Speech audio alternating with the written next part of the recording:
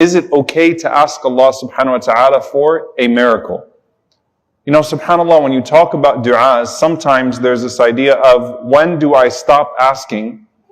And is there a realm of impossibility? And how do I condition my du'a in a way that will make it more acceptable? And I wanted to look at these two questions, inshaAllah ta'ala, through the holistic lens of the Prophet sallallahu alaihi wasallam. Through a question, the Prophet sallallahu alaihi wasallam said he wished he had not asked Allah subhanahu wa ta'ala. And before I get to that question that the Prophet sallallahu alaihi wasallam himself said he wished he had not asked Allah subhanahu wa ta'ala, I want to go back to the companions when they came to the Prophet sallallahu alaihi wasallam specifically with the idea of asking Allah subhanahu wa ta'ala for more. And the Prophet sallallahu alaihi wasallam said, فَاسْأَلُوا اللَّهُ أَكْثَرُ. Ask, Allah is more. You can't ask Allah subhanahu wa ta'ala too much, meaning there is no limit in regards to the ask. There is no lack of capability or willingness on the part of Allah subhanahu wa ta'ala. Allah has not given you an allocated time by which you can make dua. Ask, Allah is more. Do not be shy. Ask, Allah is more. But one of the things that we find is that it's very hard to appreciate what you're asking for if you don't already acknowledge what you have. And this idea of asking Allah subhanahu wa ta'ala for more sometimes comes from a place of frustration. Other times it comes from a place of satisfaction that, Ya Allah, when I make dua to you, I always feel fulfilled.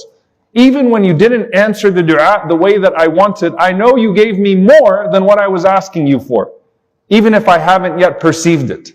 And so there is a sense of rida, a sense of satisfaction, as is the case of Zakaria alayhi salam, when he's calling upon Allah subhanahu wa ta'ala, asking for a child in his old age. I'm asking you for more because you've never let me down. لَمْ أَكُنْ بِدُعَائِكَ رَبِّي شَقِيًّا. I've never felt disappointed. Whereas someone else says, Da'ud, I'm making dua, I'm making dua, I'm making dua, more. Oh Allah, where is it? I'm asking you for more, I'm asking you for more.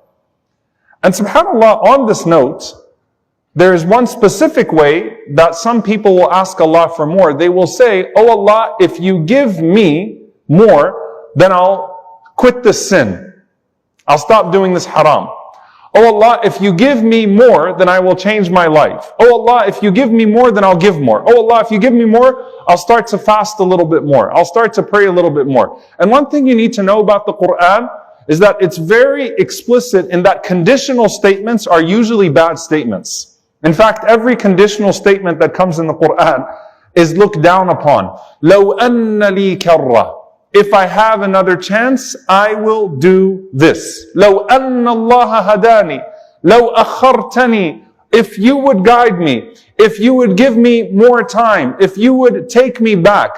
The conditional statement always comes from a place of a person who didn't do what they needed to do when everything was provided for them in order to complete that obligation.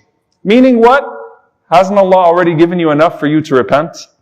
Hasn't Allah already given you enough motivation for you to start to fast more and start to pray more and start to think about giving more charity and start to think about drawing closer to Allah subhanahu wa ta'ala?